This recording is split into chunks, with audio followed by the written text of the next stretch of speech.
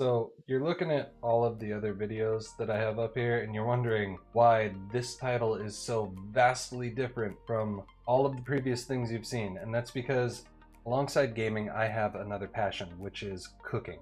And if you will find me in any place in my house that is not here trying to provide you guys with some quality content, it's going to be in the kitchen cooking some wonderful meals for my family. And I say wonderful because that's the feedback I get from them. And there might be a hint of bias because they love me and they're my family, but also because I just love to cook. Blending flavors and textures and different foods together is a wonderful, great way for me to focus and de-stress, and I just love it. So this video is particularly special to me because when I was 18, so nearly half my life ago, I moved to Illinois, particularly close to Chicago, and I ran into a restaurant called Lou Malnati's, and they make a wonderful butter crust pizza that, I mean, it took over my life, and I've been searching for one ever since. Now, I've gone from North Carolina to California to the Pacific Northwest to Southeast Texas, and I've never come across another pizza. So I decided, let's figure out how they make it. And that's exactly what I did. Let's go through and follow along and see how that goes, because I think I got it pretty dang close.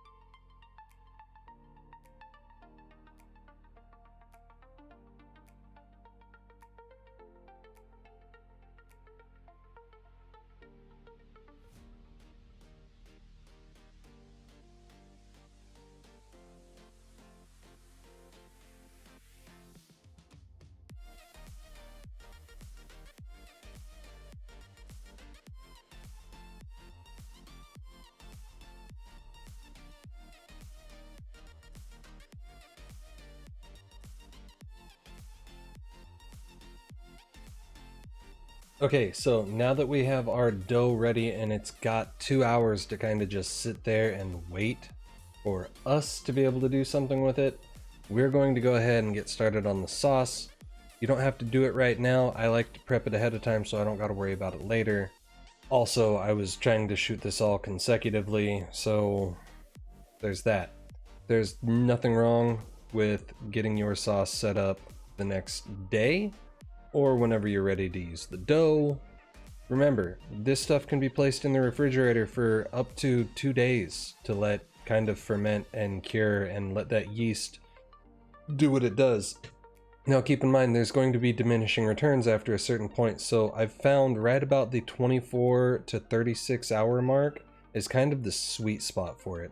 That is where I got the best results for the crust I was trying to achieve. Now, you can use it after you let it sit for 4 to 6 hours and just get it done right away if you are super hungry and you're trying to make this tonight, but I encourage you to let it wait. Pre-plan this meal so that you have all of the time that the dough needs to set up perfectly. With that though, let's get into making the sauce, starting with our onion.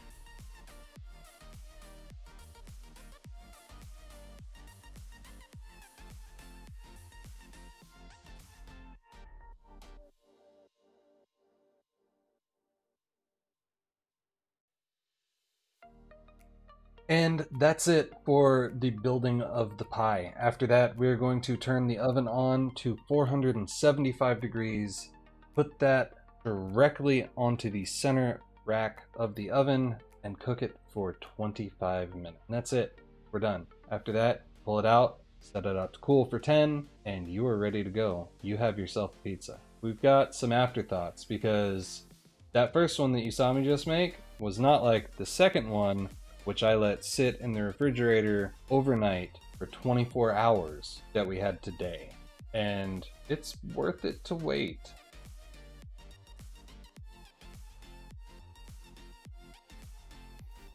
So, yesterday we didn't record an impressions video of the pepperoni pizza that we made. And today we have used the second dough ball from the original batch of dough that has had a chance to sit for 24 hours. And we're about to try that.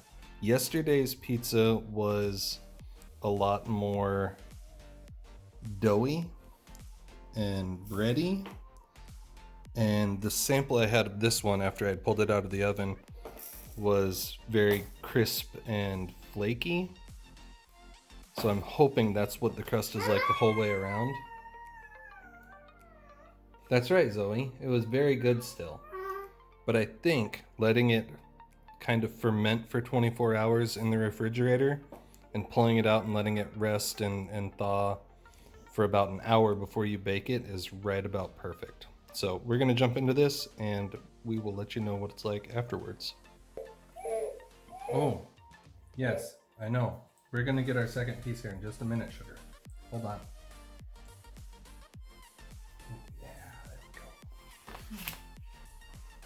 Okay, so 24-hour fermentation is got to be the bare minimum for letting this dough sit, because this was absolutely perfect. I changed two things from the first pie that we made. One was I did not use corn oil in the pan. I used actual salted butter to coat the bottom of the pan, and I baked it at 475 degrees instead of the 425 from before. So those were the only changes for baking. For the dough, we let it sit for 24 hours because we made 2 balls of dough, and the 24-hour mark gave it like the perfect aroma and flavor and crisp, crackery, flaky, buttery crust. So that is what we will be going with in the future. I am going to experiment with a 36-hour fermentation, and we'll let you know how that goes in a later video. But we are kind of burnt out on pizza right now, so we're going to give it a week. And instead, what we're going to do is we're going to work on some desserts and other fun treats that you can make at home with just a couple of ingredients.